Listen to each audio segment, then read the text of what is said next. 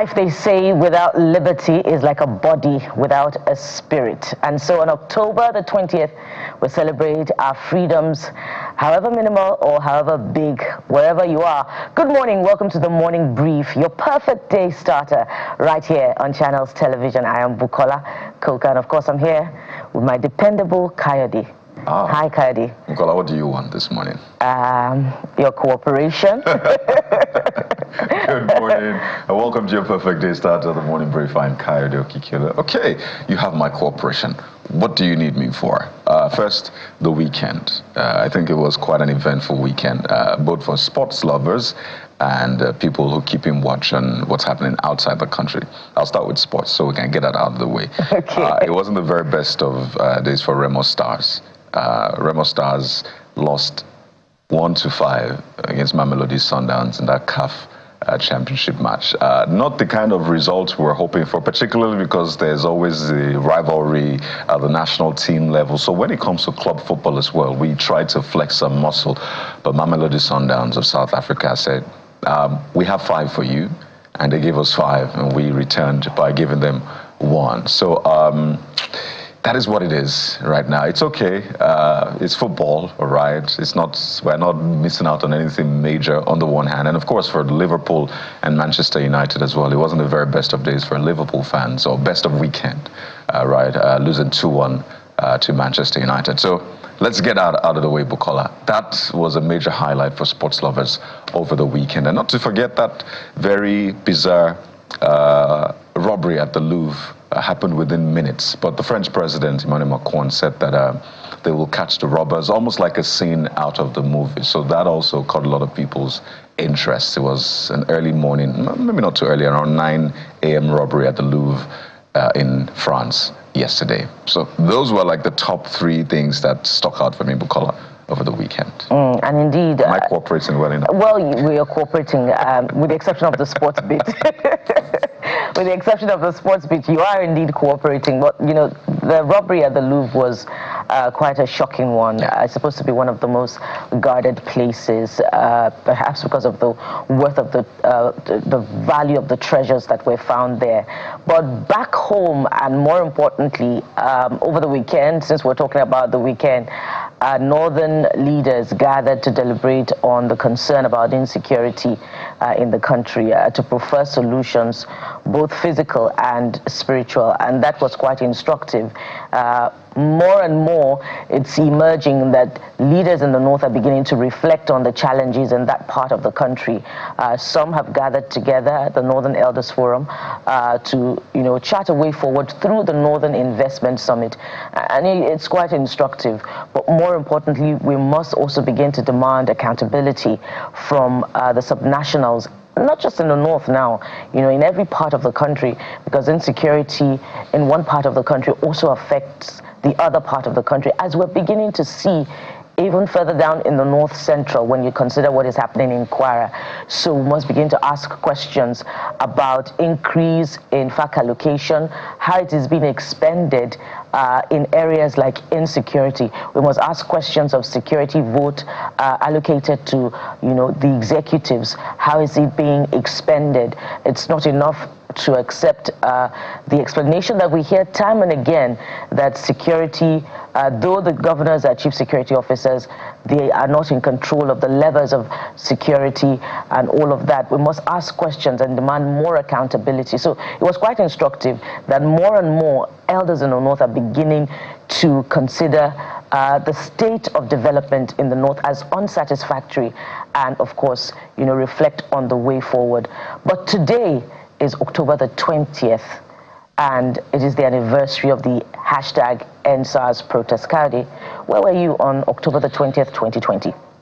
Well, I was dodging some of the roadblocks that were put on the highways by those who have now been described as hoodlums. I counted about 6 that I had to go through. Some of them have to part with money, some have to threats, tell you they will smash your car. It's a day that I particularly don't like to remember, really. It was a very terrible day. So 5 years after, it is only normal that we look back and ask just how far we have come. In case you are not aware, which I really doubt, of what Endsars was about, it was a series of protests. We had started with a movement, movement from different places. People put up posts, hashtag Endsars, about ending police brutality on social media.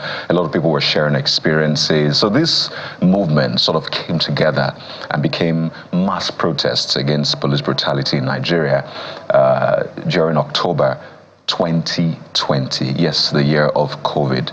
But on October the 20th, particularly at the toll gate in Lagos, the military came, that protest, the Lagos state government had declared a curfew, and the military came, shot, and it was a very bloody day. And in fact, that day is still etched in the memory of a lot of young Nigerians as a day that they didn't quite get a fair bargain in that sense from the security agencies. Yes, there were a panel set up across the country and at the federal level, but for a lot of these young people, there's still no closure in that sense. But that is my own Endsars experience. It's one day I do not wish to remember at all, because it was a day filled with a lot of uncertainties, lots of fears, having to drive through without police presence on the road, Bukola. Indeed, Kadi, I recall the events leading up to Endsars, and they're quite unforgettable, particularly on social media, where many hate accounts, most of them in disguise, sprung up, and they began a campaign against, some television stations in the country. I can't forget that, because it was a build-up. And on the day of the Endsars, anyway, I was not at work because there was sort of a premonition that something untoward was going to happen the following day. But the night before, I closed early, and the hate campaign against media houses had peaked. And it was unsurprising that, the attack came through the following day, at the place of work where I was before I came here. So it was quite unforgettable. And we recall the violence, we recall, the attack on some of our staff, and, how some of them had to spend days in the hospital, the trauma that came through for some of them. It was tragic in that proportion. And so it's a day that no journalist wants to recall, and it's a day that we hope does not repeat itself. But more importantly, we should be asking what questions, what is the state of civil liberties? What is the state of the demands that the youths, who sort of form the nucleus across the country in different portions and in different parts. And it became much more than a protest against police brutality, but about good governance, about reforms in every aspect of our national life.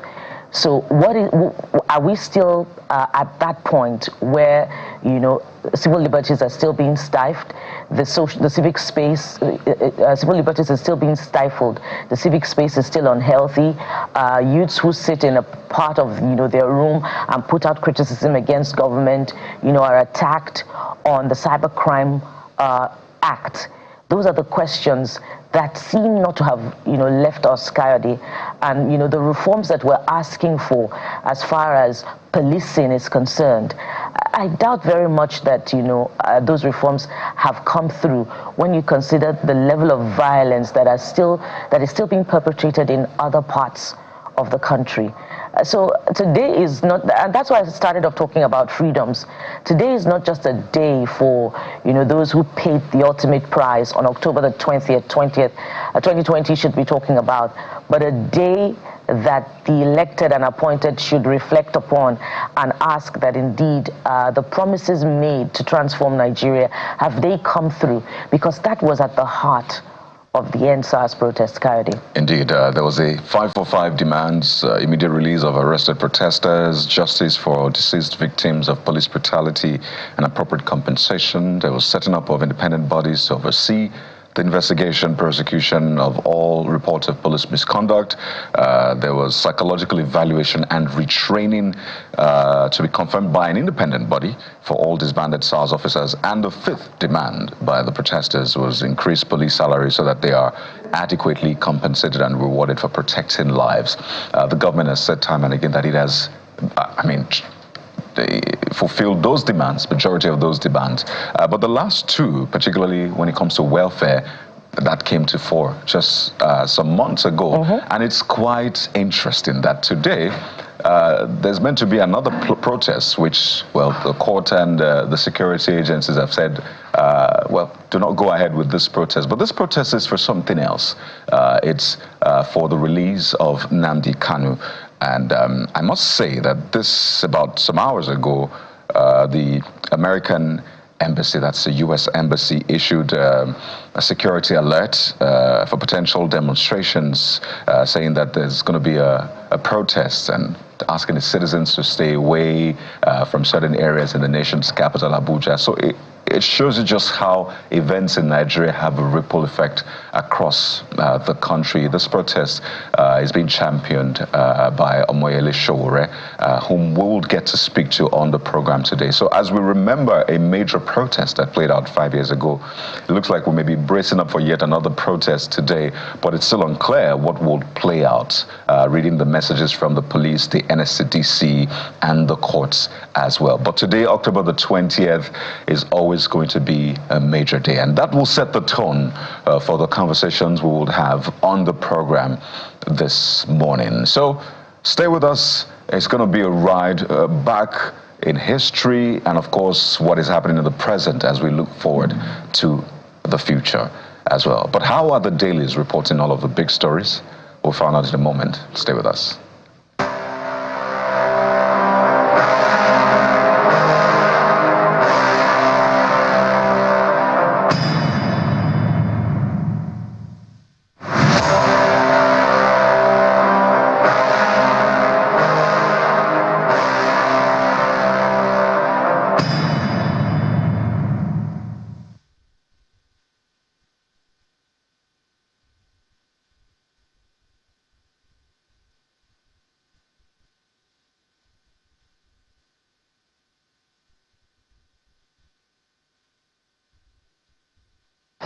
Welcome back. So let's dive in deep into the papers, and there's a potpourri, and I'm spoiled for choice this morning. But of course, Mr. Dayo Akintobi, our public affairs analyst, joins us on the program. Good morning, Mr. Akintobi. It's a Monday, and you look prepared. It's good to see you again. And you too. Good morning, Kayode. Good morning, Nigeria. Yeah, let's start the way we started. Yes. And Vanguard joins us on that one this morning with, a walk down memory lane. Hashtag Endsars at 5. That's the Vanguard for you this morning. Memories, matters, unfinished struggle for justice. And we see some, insights there. Why accountability remains elusive. Politics of forgetting, Mr. Akintobi, by Nanre Namfiska, member, hashtag Endsars United. But what caught me is politics of forgetting. And, one can't help but remind the elected that Endsars is much more than, a symbol of youthful struggle in Nigeria, but a message for the elected. What are your thoughts, Mr. Akintobi? Well, as Nigerians, we have notoriously short memories. And when things like this happen and the fervor has kind of bubbled over, we have a tendency to revert to status quo and generally forget the horrors of what befell us, because 5 years down the road, I can't say there's been much reform or change to the issues that precipitated Endsars. Like you said, yes, the catalyst was this issue of police brutality, but it spoke to a wider range of social issues, social and economic issues, injustice, inequality, marginalization, unemployment, poverty. There were many things wrapped into the Endsars protest, and it was galvanized by Gen Z, the youth, quote unquote. And you look around the world today, and you see what Gen Z is doing to express discontent. So Nigeria is not alone in this aspect of a feeling of dissatisfaction with the status quo, especially in terms of how government relates to its people. And you look at Madagascar, you look at Nepal, you look at some of the recent things. 5 years ago, we already were where Nepal and Madagascar are just getting to today. But my question is, what have we built on in those 5 years from what happened on October 20, 2020? What reforms, what changes, what progress has been made for all the issues, even just the pivotal issue, the aspect of police brutality, the aspect, those things are still unresolved till today. Even some of the investigations of Endsars, the panels that were set up across the country, many of them up to today, their conclusions have not been fully vetted or fully explained to people's satisfaction. As far as I know, there are even some people still in prison who were arrested on that day. There are still some contention about who died, who didn't die. I remember that the Lagos Tribunal concluded that a massacre occurred in Lagos, but there's never been an admission from the authorities. There's never been accountability. So I asked myself, what did we really gain from the protests? And you look at, Kayode mentioned the conflation of today's protest, and I don't think it was a coincidence that it was chosen for this day. I think Sowore specifically timed it for this day to kind of create a remembrance in our minds, which is why you're talking about forgetfulness, to remind us of the horrors of 2020 and to let us know that those issues still exist. If 5 years later, we're still trying to protest against a perceived injustice and police is still saying you can't go here, you can't go here, you can't go here. We're not saying police, apart from the fact that the right to protest is a universal civil and human right, police are supposed to protect us when we go out to air our grievances. They're supposed to be there to maintain law and order, to stop it from being hijacked by miscreants, which is basically what really messed up the Endsars protest. Was it got hijacked to where a lot of mayhem was unleashed on society, on people, on innocents. Work was disrupted. All kinds of things happened that the police could have and should have prevented. So I see today, for example, as an exemplar of the fact that there's not been that much reform, whether through the judiciary, whether through the police itself, the law enforcement agencies, or even from the executive. All arms of government are culpable in the fact that we're still where we were 5 years ago. I can't point to any progress that's been made in terms of the issues we protested against back then. A good way of, helping us not to forget. Kayode. Let's take a look at how the Guardian newspaper is reporting the stories for today and over the weekend. The Guardian leads with food, actually. You see, farmers in limbo as bureaucracy stalls 50 billion naira tractor rollout. So it's more agriculture, which leads to food, of course, and jobs.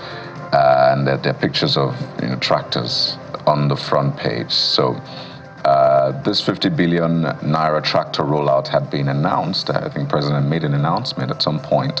But it looks like these tractors are still awaiting distribution at the National Agricultural Seed Council along Abuja, Lokoja Road. And those are the pictures you see on the front page. So it's quite ironic because hunger does not wait. Joblessness does not wait for bureaucracy. It just strikes as it is right now. I don't know.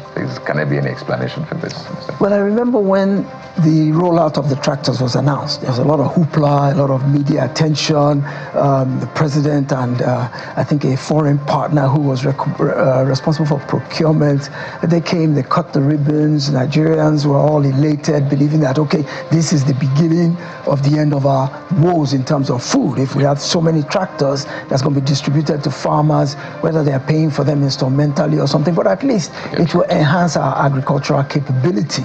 It will enhance our ability to produce more food. Off-takers can have more to distribute. In all ramifications, it was a good thing. But here now is drowning in bureaucratic red tape. which has always been a problem of government, and it's not unique to Nigerian government alone. This thing called administrative malaise that infiltrates into the DNA of the civil service. Whether it is corruption-based, whether it is inefficiency, I don't see how you can have tractors sitting down in a field rotting when farmers all across the country need these implements to be able to be more efficient in their food production and be able to, we're here crying about hunger, poverty, starvation, inflation. And I remember just last week the government released inflation figures, which it said had dropped. And I talked to people on the street and they say things are still expensive, but government is saying inflation has dropped, GDP is up, but we still can't make ends meet with what we have in our pocket. Where is the disconnect? And I was trying to explain to somebody, do you understand what inflation really is? Inflation simply is the rate at which things are increasing in price. So if it costs you 100 naira today for maybe one plantain, and next week it costs you 150, the inflation rate is 50%. If the following week it now costs you 175 naira, the inflation rate has dropped from 150 to 25%. But the cost of the good has still gone up. People don't understand that. When you hear inflation is dropping, people assume the price is going down. All reduction in inflation says is that it is not increasing in price as fast as it was the last time we checked. It's only when you get to zero increase in price that you have deflation. I don't think we've had deflation in our in our lexicon, economic lexicon. No, in our economic lexicon in the whole advent of democracy since 1999. So things that could actually help prices to moderate and reduce, like tractors for farmers, fertilizers for farmers, irrigation. Water is a big problem, yet you need water to farm. So we're talking about how do you put irrigation in areas that are arid. Much of the north is desert-like. Water is a problem. So these are the things that are within government's purview, within government's capability. But when you see the inefficiency that lets tractors be rotting away, you ask, what are the chances of us really turning this economic thing around? What are the chances? And questions that we must keep asking. Yes. At least we've moved from having just 10 tractors, or is it 50 tractors throughout Nigeria, to having an abundance, yet the abundance hasn't got to the farmers. You know, they're waiting for a sharing formula. They need to get a formula to actually... No, true story. They're trying to figure out the sharing formula according to sources, and they say that it's either you purchase it outrightly, lease it, and all of that. But the point is, it's about 4 months. Yes. That launch. This is always the problem with affirmative action, is when you start trying to see how do we share this thing and still create some kind of equitable balance. It ends up just regressing your progress. All right, we hope that the sharing formula is sorted as soon as possible. Absolutely. Let's head over to the New Telegraph now, which focuses on politics and politics of the opposition party. Convention, PDP crisis deepens as Anyanwu alleges forgery, petitions DSS, INEC, police. And we have two riders there. We're behind Makinde, PDP, that's ascribed to former LG party chairman. Curtain falls on PDP in Southeast. And defecting governors, legislators can't stop your defeat. ADC tells APC. I wonder where ADC is speaking from, because I see no political structure yet, and we haven't even seen the former presidential candidate of the PDP joining the ADC formally at this time that we speak. But you know, what do they call it now? The grave of the PDP appears to be getting deeper and deeper with new dimensions of the crisis.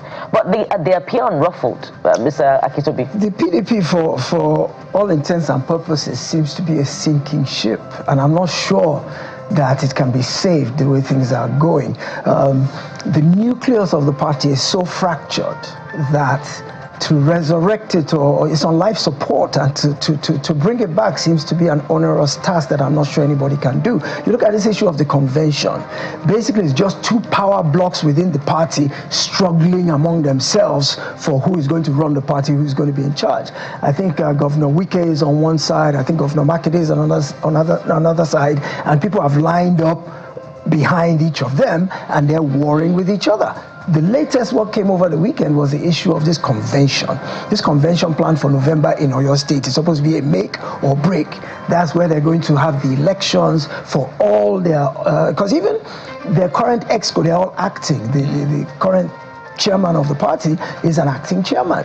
I've heard that he wants to become substantive chairman, and that all the moves he's making, Subterranean and others, are just so that he can become confirmed as the substantive chairman of the party. Now, the issue is this. Some of those who are opposing the Damagum group are saying that the state congresses, the ward congresses in some parts of the country were not properly held and that they need to be done over again. Why are the congresses important? The congresses are important because that is where the delegates are going to be elected or appointed for the convention. And those are the people who at the convention will vote for who becomes the national chairman and other members of the EXCO. So there's been some subterfuge going on. Signatures are being signed on letters that are being disavowed. The national secretary saying, I didn't sign this thing that was sent to INEC talking about the convention in Oyo. That's because, of course, he's one of those who's saying the convention must not hold unless those congresses are redone. So it is a mess. You used the word earlier, potpourri. I love that word. It is a potpourri of, of mayhem and mess, a mess of porridge in the PDP as we speak. And only God can help them with that party. You see the defections. I read yesterday that one gentleman named Dudafa, I think he was President Jonathan's aide, he has left the PDP, declared for the APC. So it's not just governors. It's like rats are fleeing a sinking ship because they see that this thing is going down and we don't want to go down with it. So there's a mass exodus out of the party. PDP diehards like Mr. Chief Bode George, people like Seyi Makinde are saying, we're not going anywhere, we're staying with this and we're going to right this ship.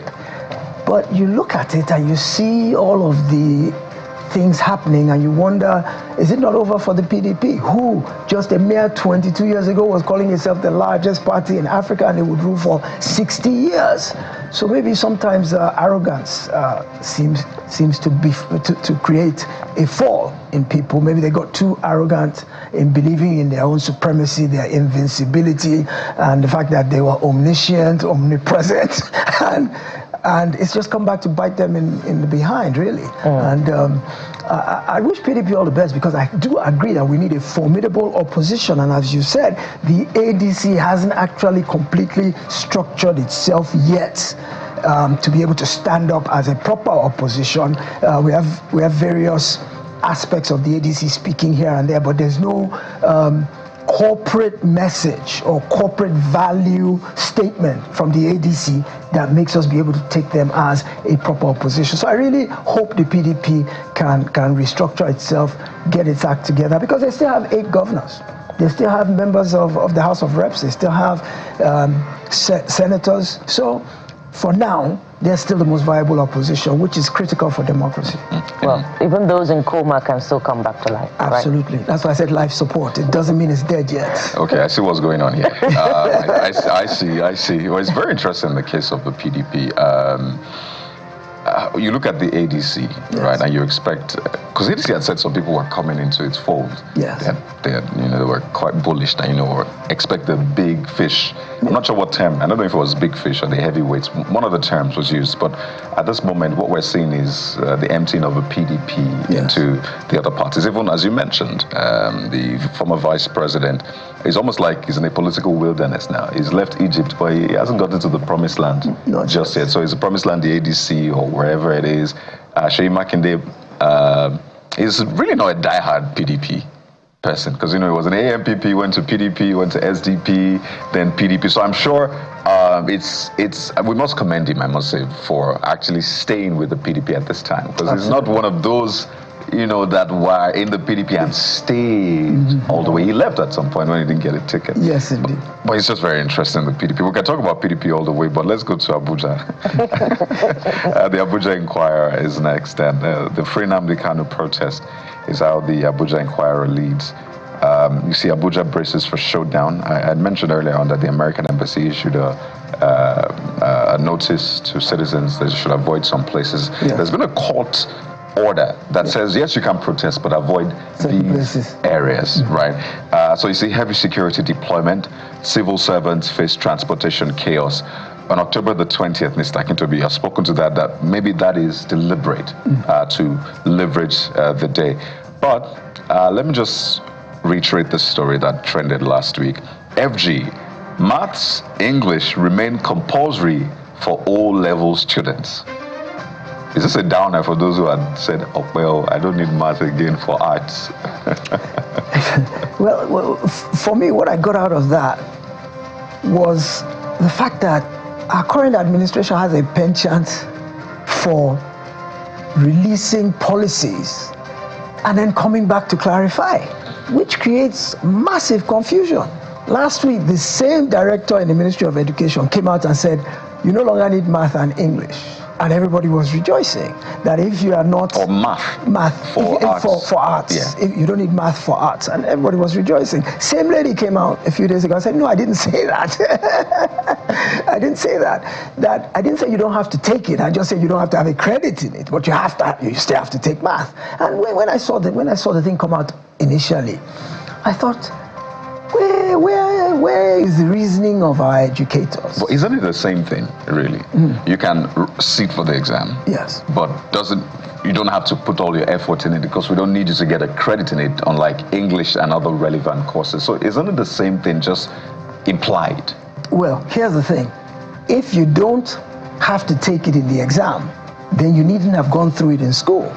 And going through it in school helps your reasoning ability, helps your critical thinking faculties. So it's important for you to have to take it because, again, if it's not a requirement to take it, you don't have to take it in school. You can bypass it and take other subjects. But math is totally critical for your intellectual ability because it helps you to reason. So I understand that aspect of you have to take it because during your period of instruction, you've gained something.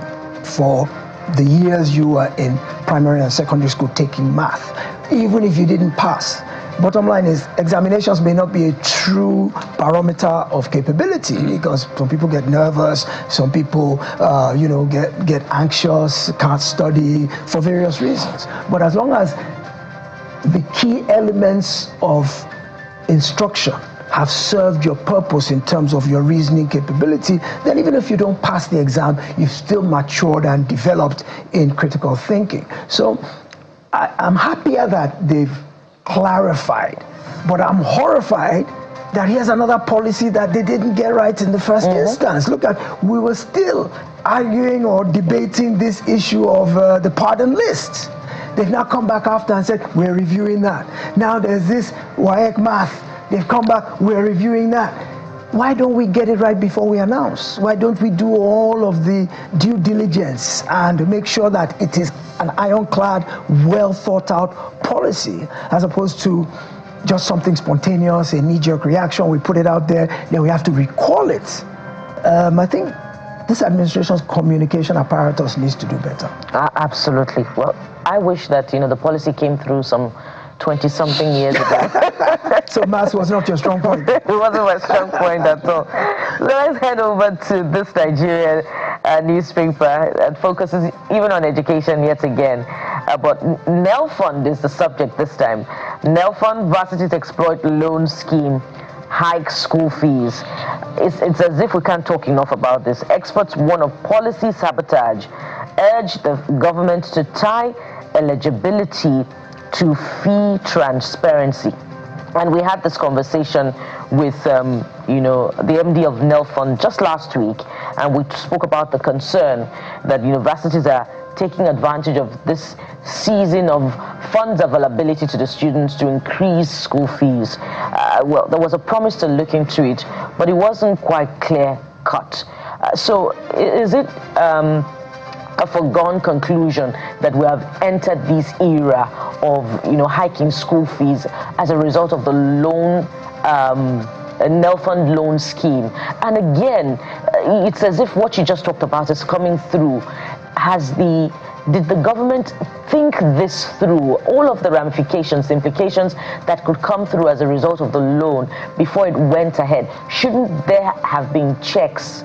Because I'm thinking about students who, are unable to afford school fees, they are struggling, but do not want the burden of getting a loan. Mr. Akitobi. Yes, this NEL Fund program, as laudable as it is, and I personally know the chairman of the fund, and we've been in discussions about quite a bit in terms of the intent and the objective and the implementation. And as good an initiative as it is, it seems there's a concerted effort to scuttle it or to diminish its essence, because you look at how can a university administration just willy-nilly increase fees so that they can corner a portion of the allocation or the loan to each student?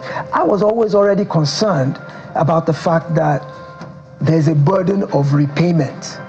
And I worried if the government itself had really looked at that very well, because some of the youngsters I've talked to are looking at this thing as more of a grant than a loan. They're not thinking that far ahead in terms of, when I have to pay this money back sometime. Even if I'm not employed immediately after university, down the road, there's still an obligation to repay. Many of them are not aware of that. They're looking at it as free money. So I already had that concern that, has there been enough enlightenment to the understanding of the individual student? And when you now see, it always comes back down to the civil service. At the end, it's always the civil service. When you dig deep enough into any problem in terms of government policies, it's always the civil service. It's never the political appointees, because they come and they go. The government is run by the civil servants, and they are usually always a problem. So now you see this where universities have seen an opportunity. Okay, students are being given this money, we can get a part of it. However, the point is, if they increase their fees and take part of it out of NEL Fund, then the student is still left hanging, because the loan you've now borrowed has not covered your fees, but yet you still also already owe the government. So who do we lay the blame on, or who can correct this? Is it the National Universities Commission? Is it the EFCC? Who? Is it the Ministry of Education? Bottom line is, it's a laudable goal. It's a laudable initiative. It's a good thing to assist. And I look at the staggering numbers of how much they put out already, how many students have received the loan, how many may not have been able to go to school that are now in school, and it is helping. So what we need to do is support that program and not allow anything that will scuttle it. So why would the universities? In fact, at this time, what the universities should be doing is trying to see how they reduce the fees to make it even easier on the students. I believe the universities are not revenue generating. They have a first-line charge in the Ministry of Education budget, so they are funded. But many of them do internally generated revenue to cover costs of diesel and costs of this and cost of that. So you see them running businesses. They produce water. They are printing presses. They have little things to generate IGR to increase their subvention, so that they can manage the affairs of the university better. But the Students' Loan Fund should not be a means of revenue generation for the universities, and I don't know who will make them stop doing that. And particularly if we haven't quite recorded that significant number in enrollment of students in the universities, because that was the goal. Absolutely. To ensure that the people at the lower rung of the ladder are able to send their children to school as a result of NEL Fund. But we haven't quite got there. I'd like to know yet. The numbers in terms of how many new entrants versus how many already enrolled are borrowing money. So if the goal is to help more people go to school, we should have more people coming in that are borrowing than those who are already in. Because you find that 200, 300 level, they are also eligible to borrow money. So I'd like to interrogate that and see, is it helping to bring more people into the system? Well, according to the fund, about 538,000 applicants have actually sailed through that process and secured loans, but that's as against the population of nearly 2 million. So we'll keep looking at the numbers because it's a continuing test for the scheme. Yes. And a fine place to anchor. We must thank you very much, Mr. Akitobi, for always coming through with your profound insights to the day's big stories. Thank you so much for your time. That's very high praise. Thank you for having me. Yes, Mr. Dayo Akitobi is a very dependable public affairs analyst. We'll take a moment now. When we return, we'll begin the very first leg of our conversation on your perfect morning starter, the morning brief, right here on Channels Television. Stay with us. We'll be right back.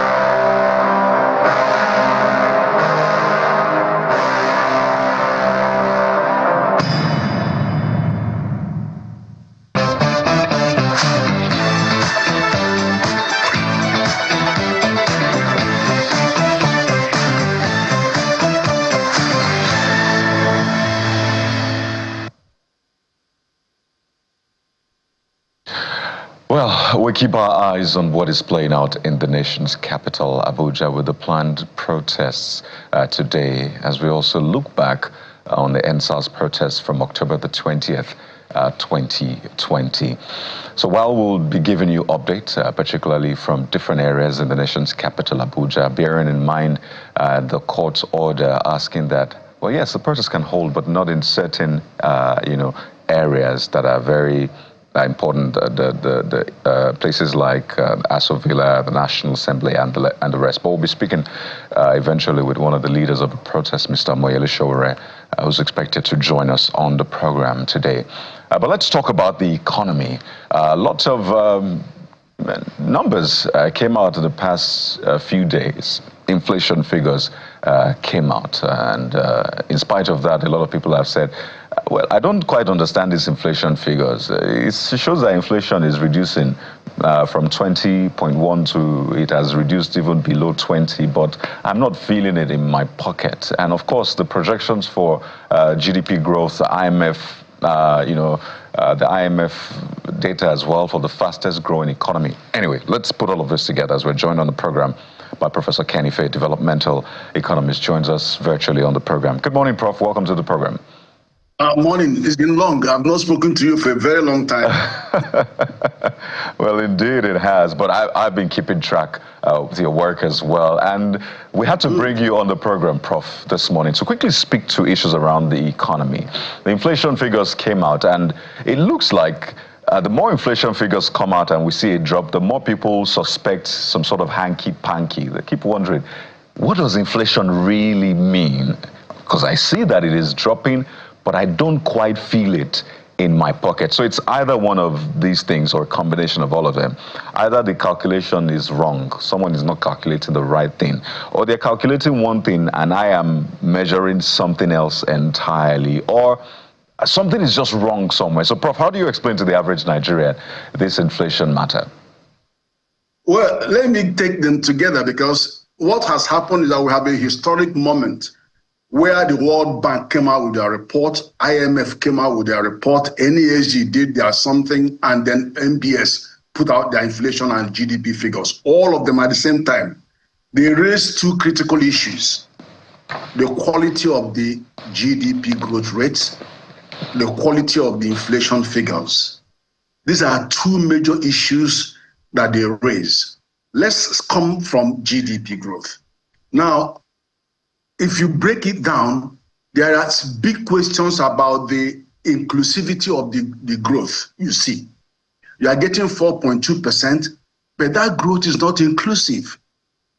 Why? Because it is not leading to employment, is not leading to poverty reduction. It is not even spreading out to cater for the 42 million MSMEs or account for their access to growth and front and all. It excludes them. Number two, that growth is not sustainable. It is still not sustainable for some of the reasons I have mentioned and a bit more that I'm going to mention. Three, there is something about the quality of it, because it's not delivering the things you expect it to deliver. Then you come to, I'm going to the details, you come to the inflation. Inflation, what we have is not a straightforward inflation, and I've said it many times. What we have is stagflation. And stagflation is the most complicated form of inflation, where all the possible types of inflation are active simultaneously. Rarely do you have it in other economies. It's only 2 at a time or 1 at a time. Our own 4 are happening simultaneously. So you may tinker with 1 or 2, you get a drop, but the other 2 are also haunting you. Let me explain. You know we have massive cash in the system because you have 32 trillion ways and means, which is the middle name of that is inflation printed. And so you are left with, and there's a huge capital inflow to the private sector. So all of this liquidity is what monetary policies are sucking away from the system with all the inflation targeting that they are doing. But you have another one, which is called, so this, what I described here is called demand pool inflation, because this high, heavy money, a large amount of money is chasing fewer goods and services. And you didn't produce this money on account of productivity gain. No, you can print money, but you print money under some conditions. One, that somebody has sent in $20 billion into your economy, so you've got to print naira to enable them to do the work in the country. Or there is massive productivity gain in the country. You're producing more, so you need to raise the cash available to be able to purchase the excess. None of this is the case. You're just printing inflation. Now, the second one is what you call cost push inflation, structural. And that is so active because you have high rising cost of transportation, energy. Look at band A is 220 naira. I can't process my cassava and certain staples with that kind of cost. Then you have all this other electricity costs and all of that. All that input costs, especially transportation when it comes to food, is big time here.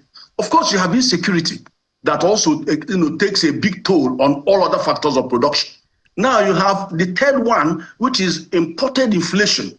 And this is beginning to open our corridor to where the answers of all the contradictions are going to be. You have an import-dependent economy. When you have import-dependent economy, anything that happens globally will affect you. It doesn't matter whether it is COVID-19, supply chain disruption, American subprime property crisis, Russia crisis. What has Russia crisis got to do with Nigeria? We have gas and oil. They have gas and oil. Why? Because Russia controls 40% of gas to Europe. So when they started turning down that tap, prices went high. We are the second trading partner to Europe. So all we're importing from there are importing inflation. Then the fourth one, people don't talk about this. You are feeding 300 million people, not 230 million, because you are surrounded by Francophone countries. And what has happened with that relationship is that they actually depend on you for their food. Look at the Niger, Chad, Mali, Burkina Faso. They depend on you because you have the fertile land, you have to produce the food, and they're buying the food without paying in dollar. In naira is what they even use to settle, not even franc CFA. Why is it material? Let me tell you why it's material. I'm from ECOWAS Commission over the last 15 years. When we go out to these countries, 1 naira buys 3 CFA. But now 1 naira cannot buy 1 CFA, it buys 0.7 CFA. So this apple that I buy in any market here, for 800 naira, when I go to Seme border, you can check. It's 3,000 naira that I pay for this apple. So it reflects the devaluation in our money, almost 80%. So these people are buying our food. They don't need to go to China anymore. Anything you get from Nigeria, you can make 200% profit just across the border. So that is the issue. Now, so it's all about import dependence, 1. Then 2, you have a differential currency regime that has rendered your food supply incapable of meeting. The food system cannot meet the demand. So you keep having food inflation, food inflation. Now, food inflation has tempered down. Why? Because imported. You did rapid importation to stem down the price. Of course, we're also doing something about cassava, gari, and all the other people are doing something. All right. Professor Ife, your analysis is quite descriptive, and that leads me to my next question. So if all are in the mix, demand pull inflation, cost pull inflation, import driven inflation, if they're all in the mix, the question is, does the NBS data adequately captures all of these implications and factors affecting our own market before it arrives at the data that it puts out that has seen a reduction in inflation and yet a variance with what is happening in the market? No, I go to market almost every day. There is drop in the prices of food, many items. There's a reasonable drop. Plantain, I'm buying at half the price. Garri is dropped. That can see drop in the price of food. But this data does not tell you where the drop is coming from. It doesn't tell you that some food have been imported.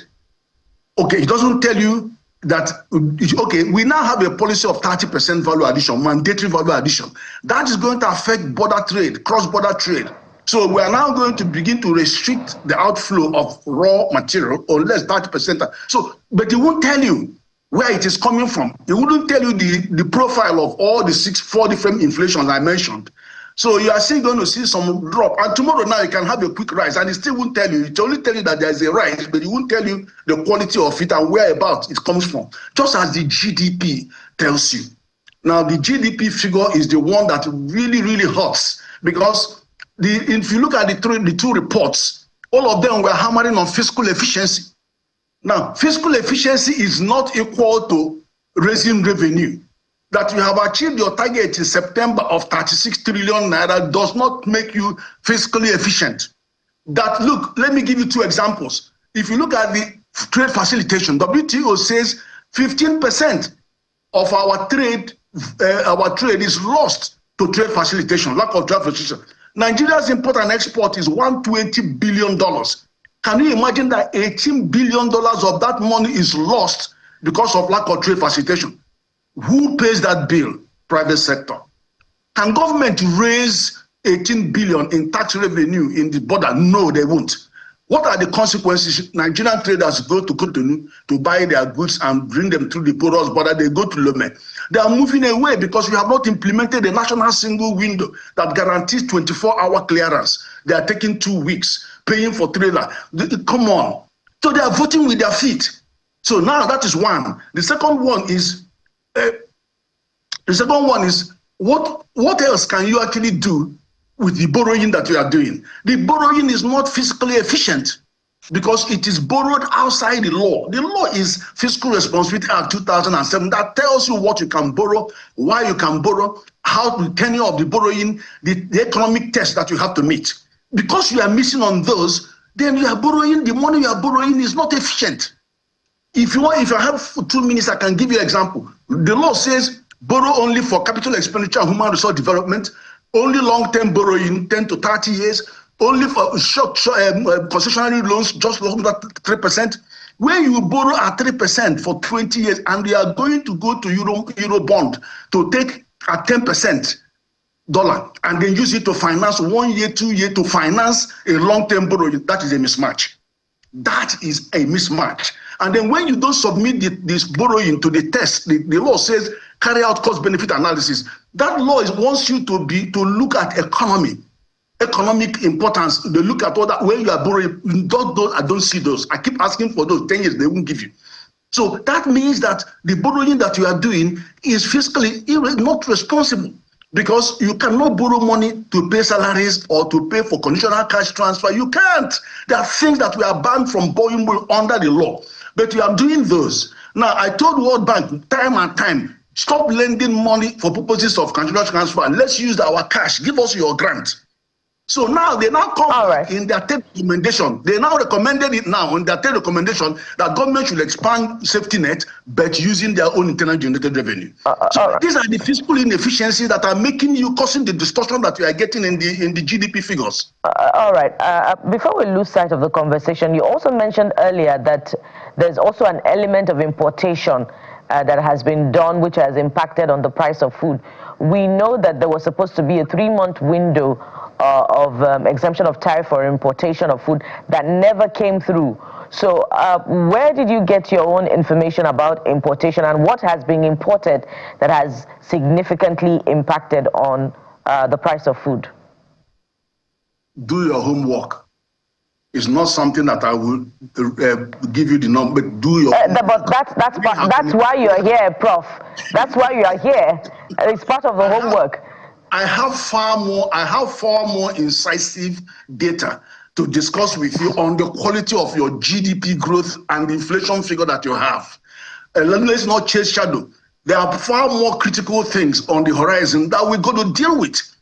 If you let me tell you something. Why is the growth of the Asian tiger economies resulting in 400 million people sent out of poverty by China, over 200 million from Indonesia, Malaysia, South Korea? The reason is because of the quality of their growth. Their growth is export-led growth. Export-led growth. Prof, you haven't told us what was imported. They are investing in the middle, they are investing in the value chain. We are not investing in the value chain. We are producing raw materials and we are consuming goods. You are not in the value chain.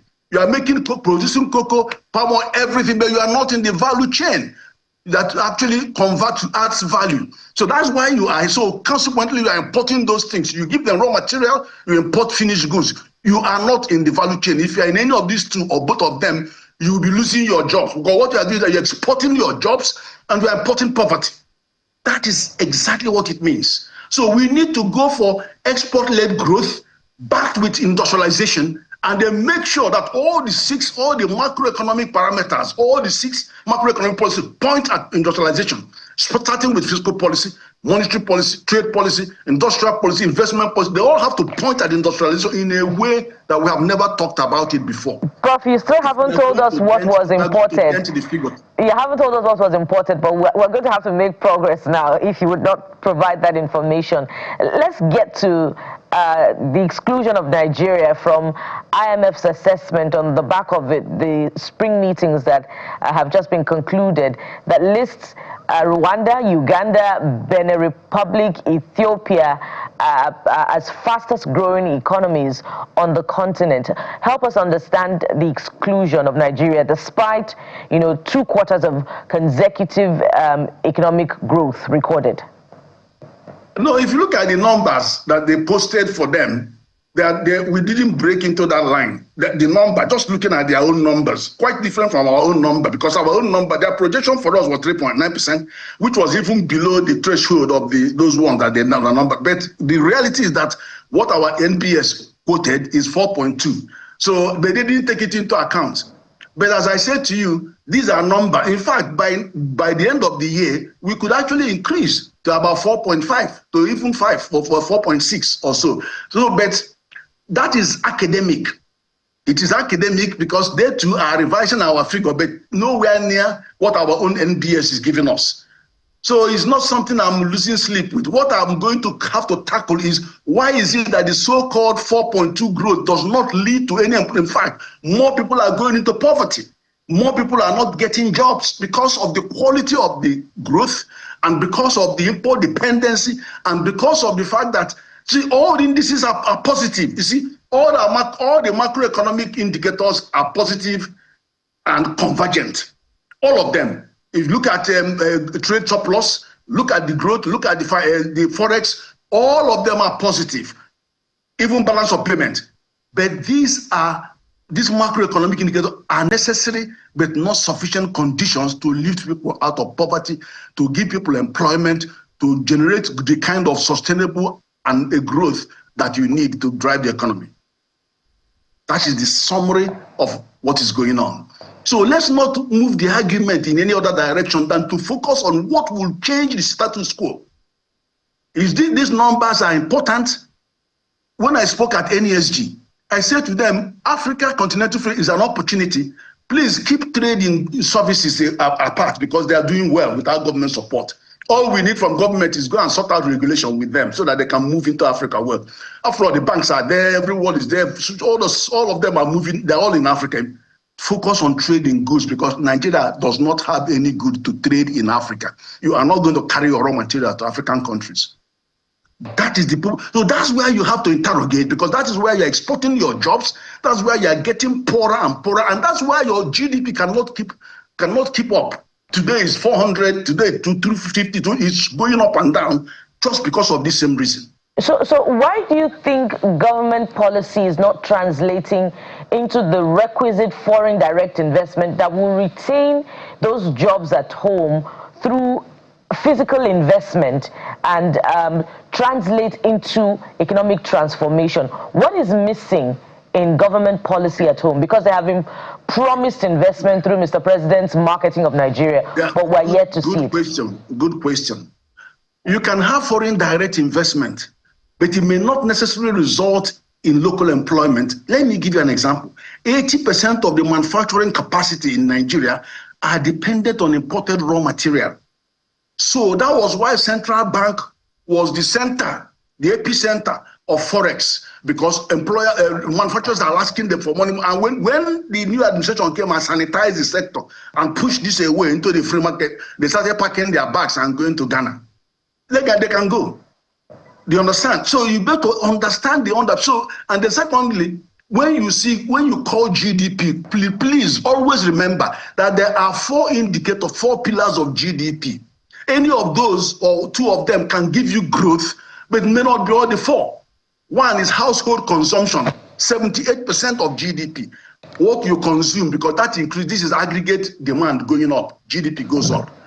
Then government spending, less than 10%, about 7 to 8%. It is not big, but it is very important. But that is when government borrows money. You see government spending, GDP is going up, but it is borrowing money, and that money that is being borrowed is not efficient, is not fiscally efficient, so it will be doing more damage to inflation because it is going straight to consumption.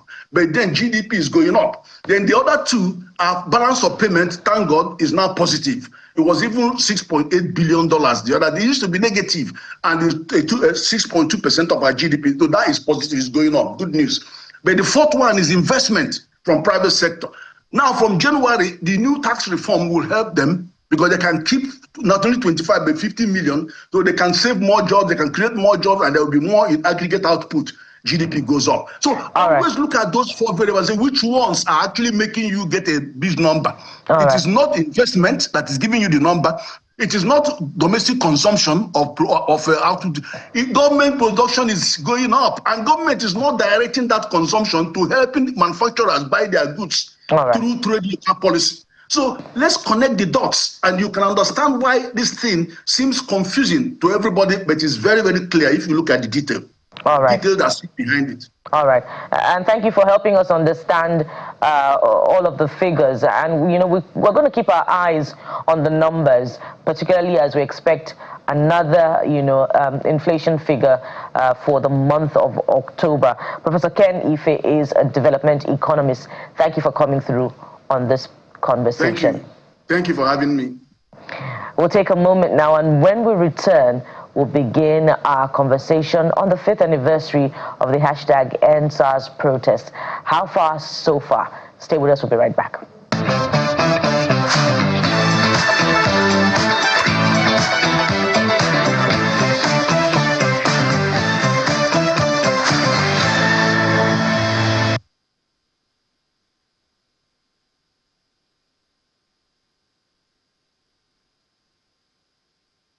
Well, let's head over to the nation's capital, Abuja, where the Free Nnamdi Kanu protests is holding.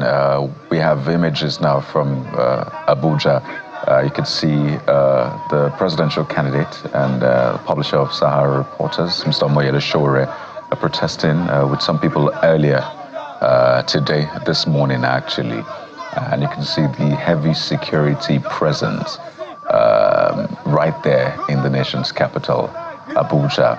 And you'll see just in a few seconds there'll be shots in the air. I understand tear gas was fired as well, and it made some of the protesters scamper to safety. So these are images from moments ago coming from the nation's capital, Abuja, where that protest held. And we'll just allow you to listen in, and we'll continue the conversation.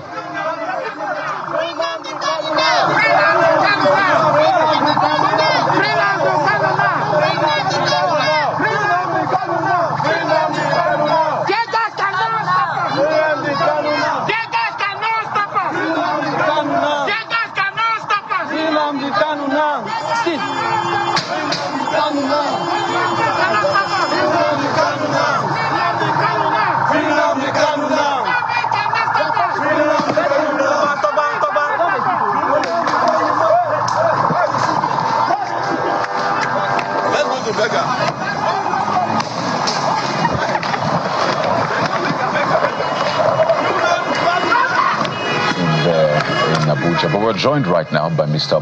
Sowore, whom you saw in that video. Good morning, Mr. Sowore.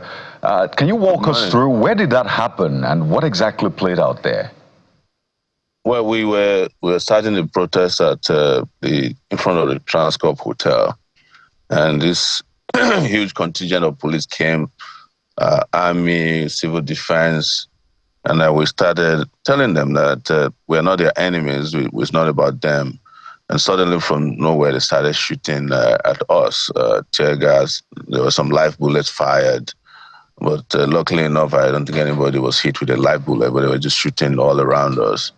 Eventually, they did arrest some people. I heard Nnamdi Kanu's younger brother was arrested and beaten. His lawyer Jimoko, was also arrested and beaten. They've all taken them to the FCT command right now.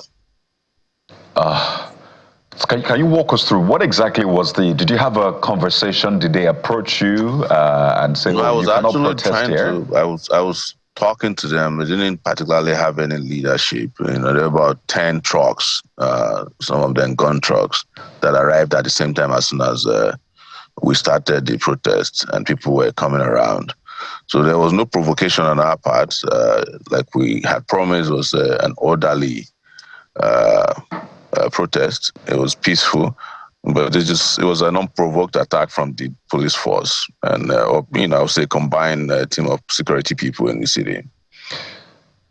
So the build-up to this moment is something I want you to speak to. We'll come back to what played out today. The Honorable Justice M.G. Umar had given some orders saying the respondents are hereby restrained in the interim from protesting in the following areas: Aso Rock Villa or anywhere close to the villa, National Assembly, Force Headquarters, Court of Appeal, Eagle Square, and Shehu Shagari Way, pending the hearing of the motion. And then some other orders were given. The police had said, well, we don't think this should hold. NSCDC also said we don't think this should hold in these areas. But you said you held this particular one close to Transcorp, which I don't think is in that order.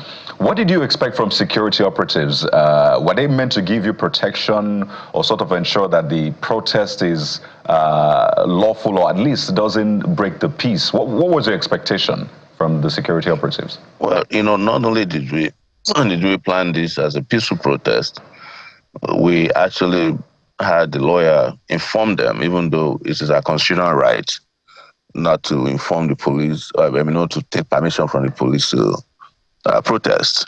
But we did inform them officially so that they can provide protection to the protesters, because they always claim that protest is hijacked by hoodlums or whomever it is. But you can now see who the hoodlums were today. The security agencies that otherwise should have done the job of protecting the protesters. Mr. Sowore, we heard the gunshots not so long ago, and that was quite scary. Please confirm to us that all the protesters in your team are safe before I proceed with my next question. Well, we haven't seen them yet. We had to leave the scene and move to a safer location. But I've just reported to you that some protesters were arrested. Some of them bystanders forced into a police vehicle, many police vehicles, beaten right there on the scene and then driven to the first police headquarters. the FCT police headquarters in Abuja. So we haven't been able to confirm if everybody's safe at this point. Also, Aloy Jimakot, the lawyer to Nnamdi Kanu that you mentioned earlier, and his brother were on your protest team? Yes, they were part of the people with me, yes. All right. Some other protesters, we've seen them last week against your protest. I'd like you to speak to that because they were brandishing pictures of, people from the southeast who had died as a result of the sit at home and the violence, the phenomenon of unknown gunmen, and had said, look, Nnamdi Kanu is not a man that should be released by the federal government. I'd like you to speak to that. The fact that people have the right to say what they want to say is not something I'm against. But other people who feel differently also have a right to express their position. So what we have told the federal government or those prosecuting Nnamdi Kanu is that in 4 years, if he killed anybody, if he molested anybody, how is it that they don't make it to the courtroom? He's been in detention since 2021. Why can't you present this evidence to the judge? Nobody did that. Everybody's just making up stories here and there, and nobody's talking about the 28 people that were killed in his father's compound. Nobody's talking about, all the villages that have been burned down by the Nigerian army because they claim that IPOB is an illegal organization. Nobody's talking about the rights of all the people that are clamped into detention, several of them in a place they call Wawa Barracks. So are those people not human beings as well? You go and provoke people who are peacefully asking for a different country, who are asking for self-determination because they asked for a referendum. And then you start blaming them for further violence that you visited upon them. And you want to be blackballing and blackmailing everybody with it. But you had the right to present your own case. Give other people who feel differently, who are now in the majority, the chance to also present their own view about the trial.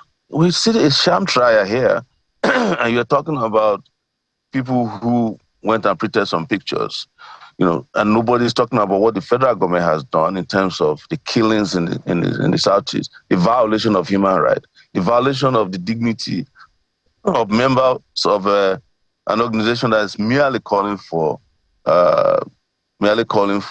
self-determination. It's not a crime.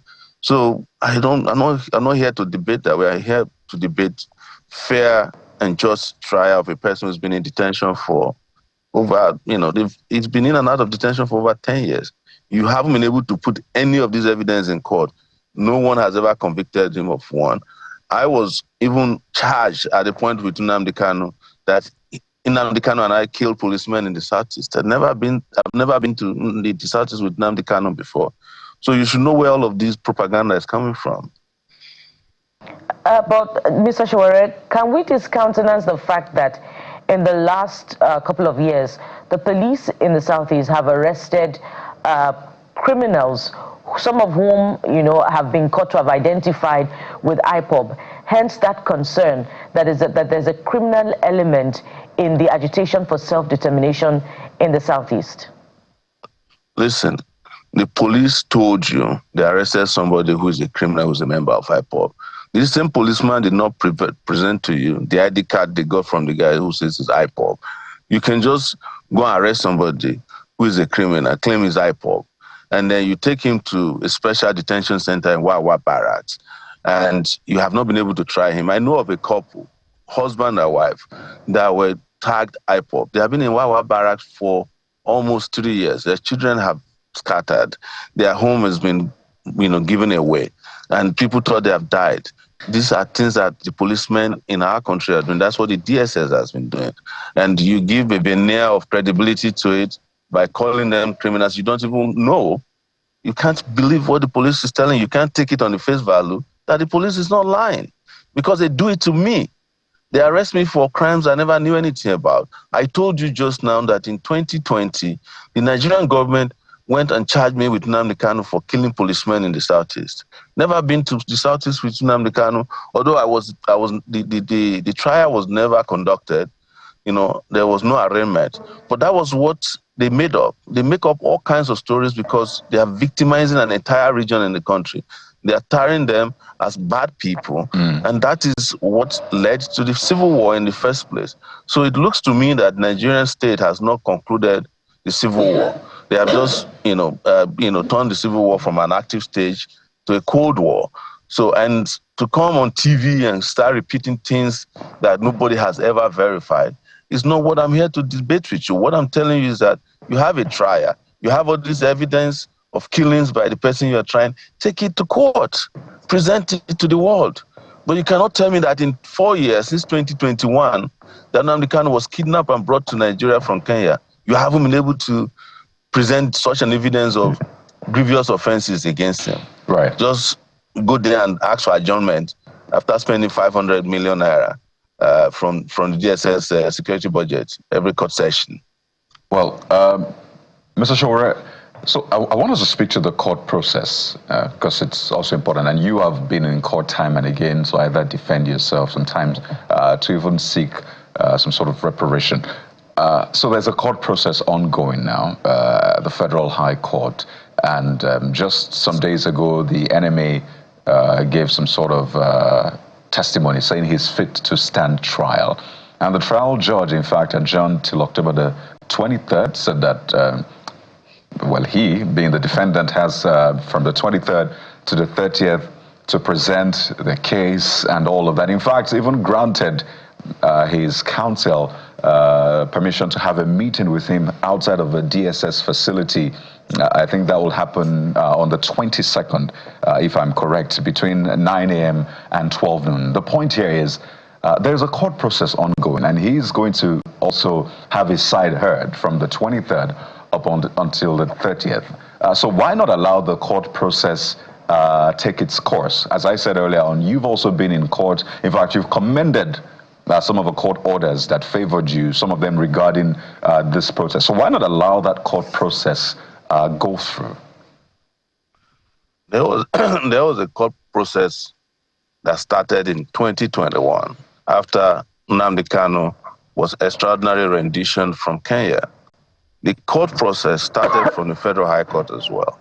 It went to the Court of Appeal. The Court of Appeal determined, are you listening to me, that Nnamdi Kanu did not commit any offense, discharged and acquitted him in 2022. This is public knowledge. How come nobody respects that court order? Was he ever released for one day, even after the Court of Appeal took that decision? Never. The Supreme Court, this case went to the Supreme Court, determined that he did not violate his bail condition. Was his bail ever reinstated because of that? Never. So you cannot tell me about court processes because I know that these court processes have been violated repeatedly by the Nigerian government. You cannot be holding somebody, take him to court, stand in front of the courtroom, determine who the judge is, determine who is in the gallery, determine even sometimes who the lawyers are who are allowed to enter the premises of the court, even to do their own job, and you tell me that's fair and just trial? No. Everybody knows this is a sham. And that's what we are reiterating. And people who know better, people like Femi Falana and others, have said this doesn't belong in the courtroom because these are just theatrics meant to prolong the punishment of an individual whose only crime is asking for self-determination. The only crime Nnamdi Kanu committed is none of those things you have heard or spoken about. Is that he said, let my people go. Because Nigeria no longer favors us, it doesn't protect our dignity, it doesn't see us as human beings. We've lost 6 million people to this Nigerian project, and we don't want to continue. That's his crime. Let us all admit that's a crime. It is the same way Mandela was accused of treason, but his crime was that he wanted to end apartheid. So the problem with us is that we are still debating the fact that we have apartheid in this country, that some people are treated differently from others. And then we start cherry picking, oh, he committed a crime, he stepped on somebody's toes. You know, what crime did Ken Saro-Wiwa commit in this country? Was it not because he was asking for environmental protection? Didn't they kill him? What crime did Abiola commit in this country? Was it not that he won an election that didn't want him to become president? Didn't they kill him? Was it not the same arguments that were given during their time? Oh, Abiola's case is in court. Let it go through the court. But we knew it was not supposed to have been taken to court. And right. So in this country, we seem to forget history. And that's why we keep making these mistakes over and over again. But Mr. Sowore, we cannot be honest enough to say to ourselves, look, this is unjust, this is unfair. And then we start just debating the frivolities around a case that we know is not going anywhere. Well, it's important at the Federal High Court. Right. What you see there is persecution. Well, it's important to understand the rationale behind your move. So these questions will naturally be put to you so that we can bring in all of the sides and understand what it is that is fueling this. But I want to ask you about those who have said, wait, October the 20th is known for Endsars. So are you trying to steal the October 20th Endsars thunder? I'm sure you've seen those comments that have been targeted at you, and people have said, well, choose any other day, but not October the 20th. Why is October the 20th the day for you, bearing in mind that a lot of people know it for the Endsars? was one of the people who declared Endsars. I was the first to take Endsars to the police headquarters. And I have participated in every Endsars anniversary since Endsars ended. So nobody can tell me about Endsars. But Endsars was about justice. This is also about justice. I am just multitasking on the side of justice. So Endsars still stays. The remembrance stays. We used to do remembrance for Endsars in Lagos. Anybody can do it. We are still going to do it even after this is done today. So there's nothing here. There's nothing to debate about Endsars and Nnamdi Kanu now. It is a day that is sacrosanct for us, but what is most sacrosanct for all of us is social justice. And so, Mr. Sowore, some group, has spoken up and has condemned this protest that you're leading and wondering why you're not allowing the process, of justice to take its course. They say that, and they're an Igbo group, by the way, in the diaspora, and they say that you're using this to seek political relevance, as you have done with other protests, that Nnamdi Kanu must stand for his crimes. What do you say to this? Anybody's at liberty to say what they want to say. I mentioned earlier to you that Nelson Mandela was in prison for how many years? 27 years. At the point, he was regarded as a terrorist. In fact, it wasn't until he became a president that the U.S. lifted his terrorism tag and gave him a visa. So everybody who wants to say what they want to say can say what they want to say. This is not, if I'm looking for political relevance, I will not be risking my life. I've been shot at this morning already. So that's, but people say all kinds of things, and the people you call Igbo group, there may not be any group at all. The federal government has all kinds of groups that they put in place to do propaganda for them. They're going to ask them to wear attires of ethnic groups to make it look as if they are speaking for them. But even if they are Igbo groups, I have no problem with this. They are liberty to freely express themselves. My position is that this sham trial, must end now, so that we can this country can start to, do what I call national healing and stop the persecution of people of the Southeast. The war has ended in 1970. We should discontinue the war. And that is my position. We cannot be lying to ourselves that Nnamdi Kanu is being tried when he's not facing any trial. They're just persecuting him. And they're using the courts, and this is shameful, they're using the court to create a veneer of trial that we know is not happening. They've made up their mind, told me personally, that they want the judge to jail him first, and then they can consider amnesty or a pardon or whatever your clemency. That is what they are trying to do. They've done it. This is not the first time Nigeria has happened to innocent people. It happens to me almost on a daily basis. So it happened to Obafemi Awolowo. He was jailed for treason. They determined that they would jail him. They jailed him.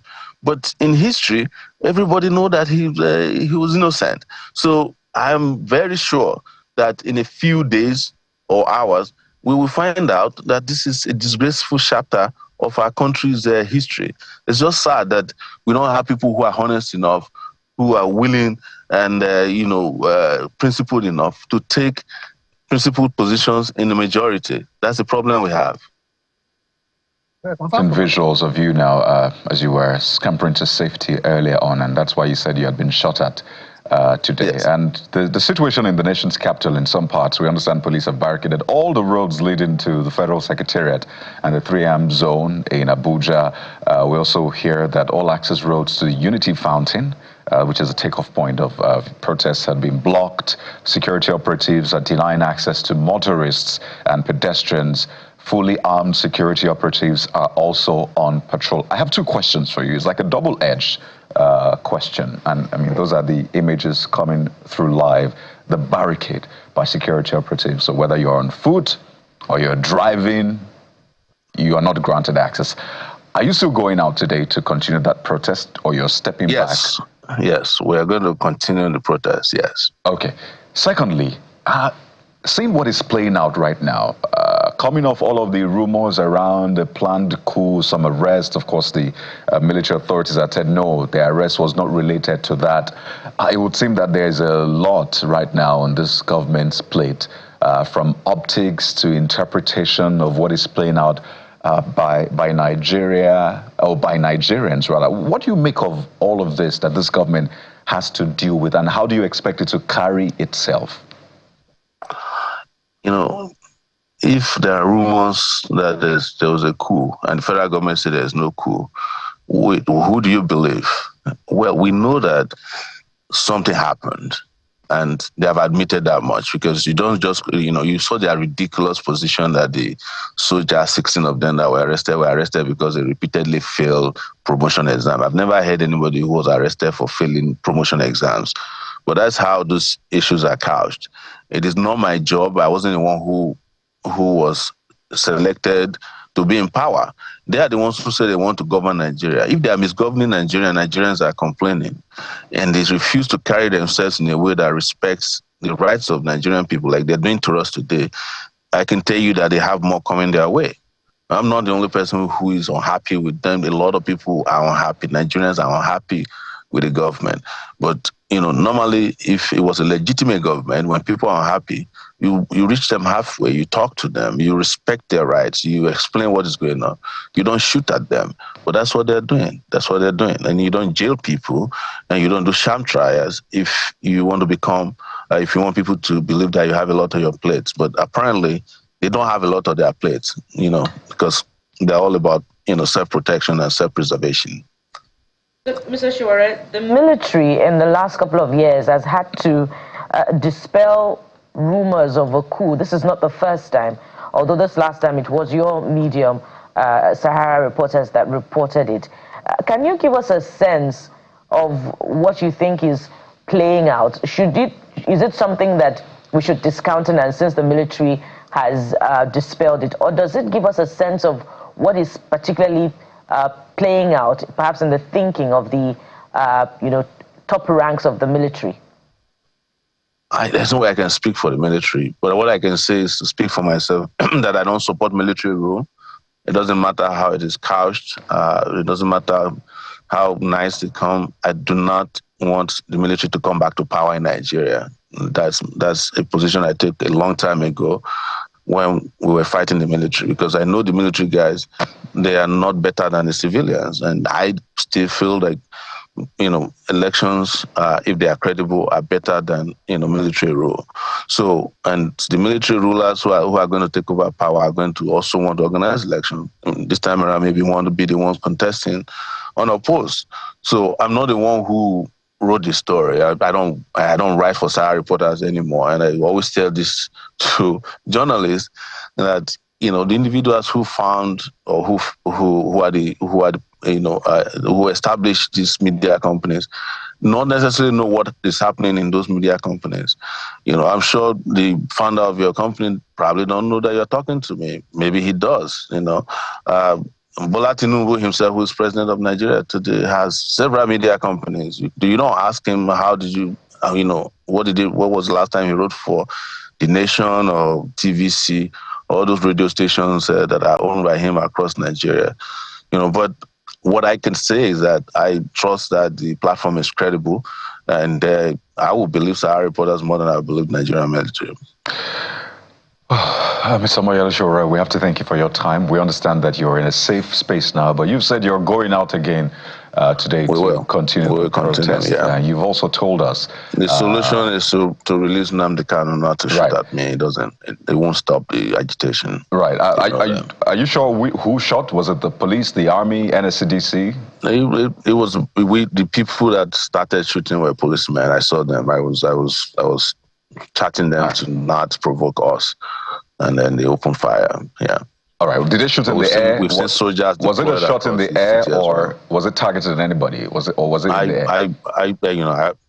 I know they shot at us, but I don't think anybody was injured there. But definitely they shot tear gas canisters directly at us. And they've not released Mr. Nnamdi Kanu's lawyer, Lawyer Jimako, or his brother? Not since I got on this phone call with you, but I'll find out and let you know. All right, thank you very much, Mr. Sowore, presidential candidate of AAC, also the publisher of Sahara Reporters. Thank you for your time, and wish you the very best. But we're staying in the nation's capital for the next conversation. There's a lot happening in Abuja right now, so stay with us. We'll be right back.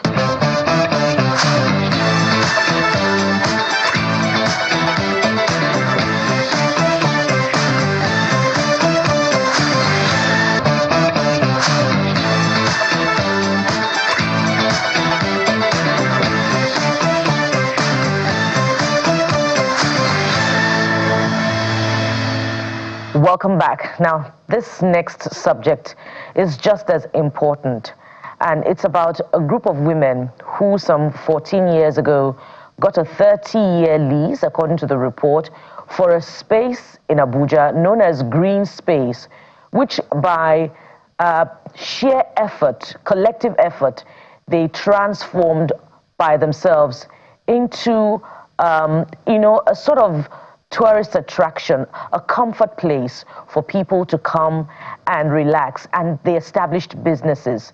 Now, according to reports from the Federal Capital Territory Authority, they didn't come back for re-evaluation of their property, and so this green space has now been demolished. And it took the social media and in fact mainstream media by surprise last week, and there was a lot of shock and outrage at the demolition.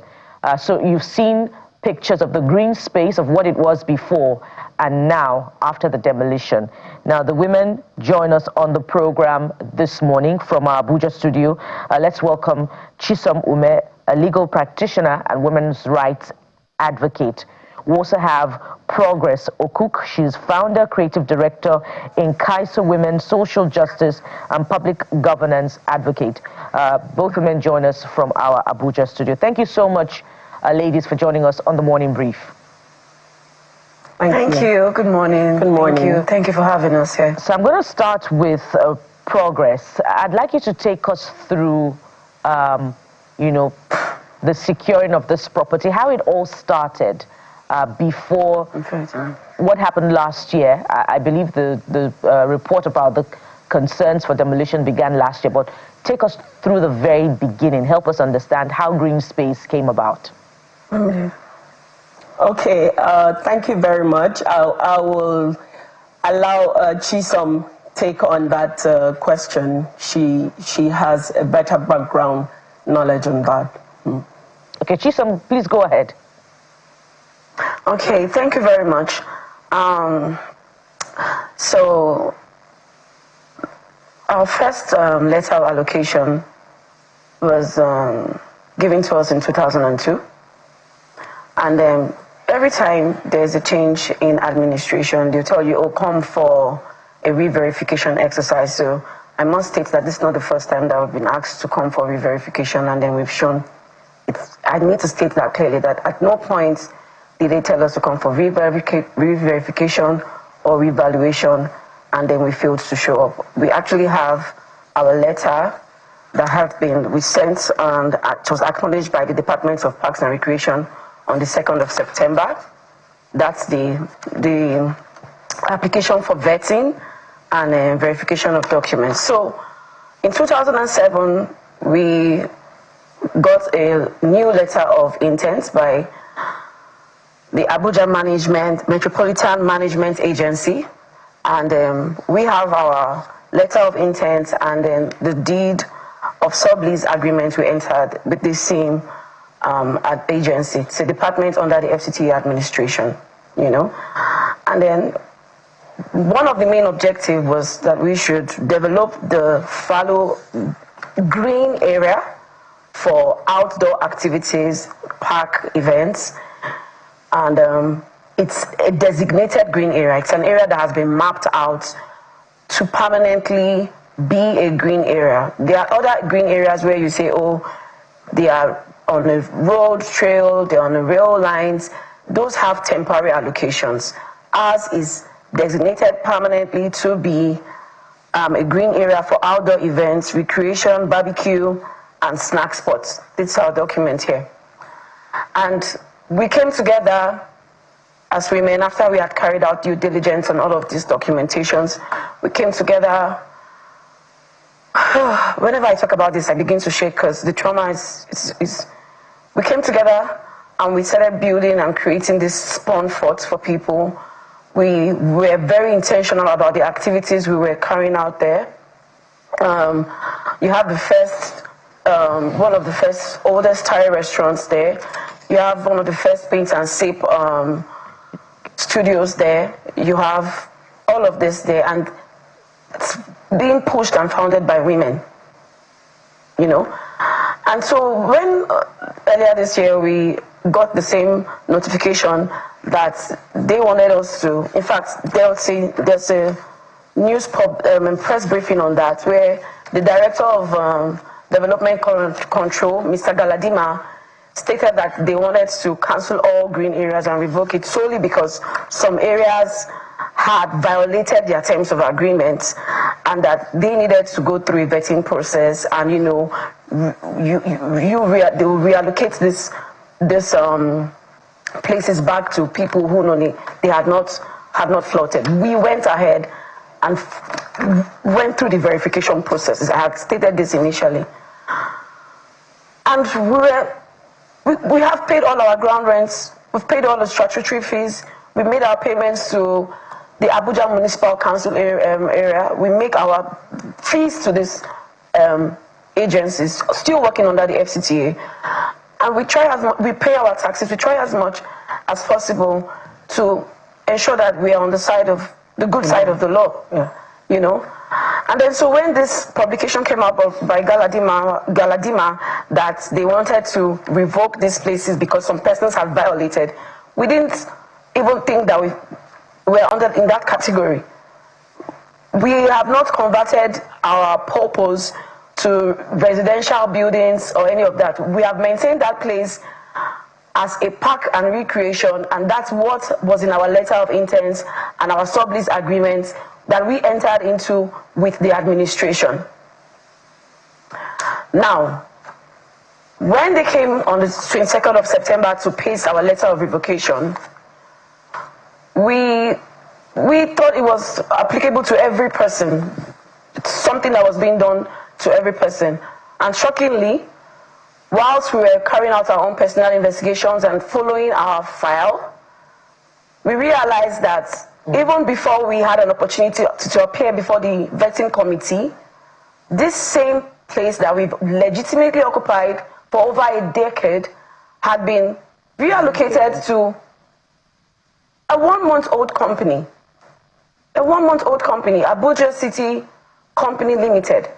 And the owners of this company entered into an MOU with this same administration earlier this year to recreate the Dubai City Walk. In fact, the theme of that event was called the Abuja City Walks. And they got an allocation of 200 hectares. That's about 2 million square meters.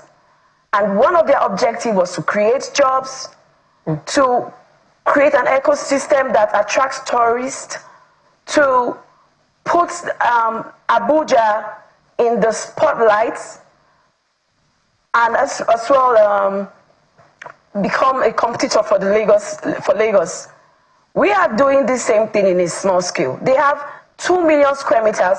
I do not know if that project has kicked off, but they came here. They are the people that have been reallocated these same green spots.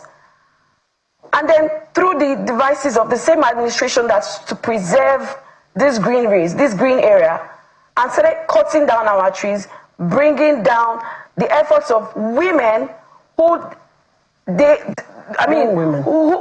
say you need to empower, youth needs to work legitimately, continuous hard work pays.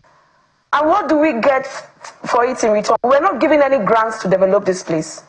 Part of the terms are look for financiers to build up this place, preserve this green area. Sewer lines running through these places. It's a natural flood drain. The only purpose this piece of land can serve is a green area. And the thank you we get, the recognition we get for coming together and putting something so beautiful, so creative, so intentional is absolute calamity and destruction. We were tear gassed, we were bullied out of this place simply because they felt they could. And after all, we are women. Do we necessarily have a voice? And we're saying, no, you can't kill our soul, you can't kill our spirit. We need to know why this is done to us in the first place. Why were we deceived to follow a process, to follow due process, and behind our backs, people who who I don't think are more Nigerian than us have been reallocated this place. It's unfair. Thank you. It's unfair in all levels. Chisom, we do empathize with you, and we hope that there's a resolution that will be fair to all in sight. Let me come to progress. Chisom talked about a revocation notice that was issued, but there isn't enough clarity about how that notice should have been probably served on owners of the green space. Perhaps you want to give us clarity on that. Okay, so thank you very much. So in April, we had just paid our ground rents in April, and although the new, we have the documents here, and the new FCT administration had instigated some changes, and of course one of it was they revoked licenses or lease of these parks, and original owners, or operators were asked to reapply. And in summary, we began we had initiated the process. We reapplied, and we were actually, just as she said, it's nothing more than that. We had initiated the application, and we're waiting to be called, only to learn. As a matter of fact, we were in our business premises when some people came to, paste notice, for us to vacate the premises. And it was surreal. We just thought it was a joke, but it was true. We decided, we approached every relevant authority to understand why this was happening. And we were even told to pay, that the place had been reallocated to new owners. And if we wanted it, we were asked to pay 2.5 billion. And we wondered, where are we getting that kind of money? We have grown every tree in this place. This was a fallow land. We built that place and saved it from being eroded. And when it appeared as though we were not going to get any succor, we approached the courts, which is the right thing. We have been very lawful. We approached the court, and we were waiting for the hearing. When we woke up on the 15th of October to see tractors and bulldozers, they marched in with thugs, over 50 thugs, tear-gassed people, and chased everyone out. Let me just get some things clear. So, it's important to lay the facts bare as much as possible. Perhaps you might want to clear your throat. Sorry about that. So when did you pay your ground rent? Originally, the narrative when our news correspondents spoke with you was that you paid in April. Now you say June. Now you say April rather, but you said June earlier on. So is it June or April? Yes, that was in April. We paid it on the 15th of April. All right, so yes. not June. We have the documents here. No, please. Okay, so we also had a conversation, of course, with the the authority, the Housing Authority and the FCDA, and they said that, well, they had actually cancelled all the allocations, not just to yours, but all the green areas in Abuja. Are you aware of that they had cancelled for all the green areas in Abuja? Very good question. Thank you very much. Yes, they had cancelled all green areas, but what they failed to inform you is that there are rules and regulations, there are acts guiding these green areas. The 4 founders of Abuja came together with intellects, with experts, and created this city. They planned it out. And they derived their powers from the Parks and Recreation Act, the Abuja Environmental Protection Act, the several regulations are in place. And so, in as much as you think, you cannot just unilaterally wake up one day and say, oh, we're cancelling all sublease agreements. These agreements were entered into by the same agency.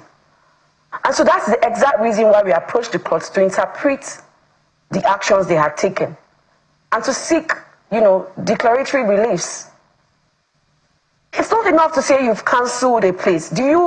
Did you go through the same process that brought that place to life? And that's important. Due process is important. But because of time, I want us to anchor on what you want right now. If you could take about 40 seconds or so, or less, to speak to what it is you want right now. Ladies, what will it be? You're speaking to the FCT minister right now. Justice. Okay, thank you very much. We are law-abiding citizens. We are businesswomen. We have 68 people under direct employment. And we believe that Nigeria is a country governed by laws. There is already a process in court. And we were hoping that all agencies or everyone, all parties will wait and have the courts interpret or give a valid ruling. Now this has happened. Recently, the president had called on young Nigerians, businesses to come back home to establish businesses. And we are wondering, we are a business. We are an SME. We have people who have been taken out of jobs. And we are appealing to the president, President Bola Ahmed Tinubu, a father, a man who is poised to revamp the country, reposition the country and its economy. And we are asking that do not let this happen. Save our businesses. Let there be the rule of law. All right. Leave our premises alone. And that's as lucid as it can be. Can you just, as we wrap up, put a figure to what may have been lost from the demolition? Okay, it's all encompassing. It's not just about the financial damages. It's about the spirits, the souls that they've killed, the community that they've destroyed, the legacy that they've destroyed. People have celebrated their 70th anniversary there. People have had weddings there. People have built a community there. Abuja is a place where people live in solitude. We want justice. We want a thorough investigation as to how these persons acquired this place. And we want an opportunity to appear before the minister and, speak our minds. And that's why we are here. We need him to listen to us and see what's happening. And that's why this conversation has been had. We hope that meeting will come through and there'll be progress from here. Amen. We must thank you very much, ladies, for your time on the program. Thank you. Chisom Ume is a legal practitioner, women's rights advocate, and Progress Okuk is the founder, creative director in Kaiser Women, social justice and public governance advocate. They both joined us from our Abuja studio. Again, we empathize with you, ladies, and we hope that there's a resolution to this challenge with the green space. Thank you very much. Thank you very much.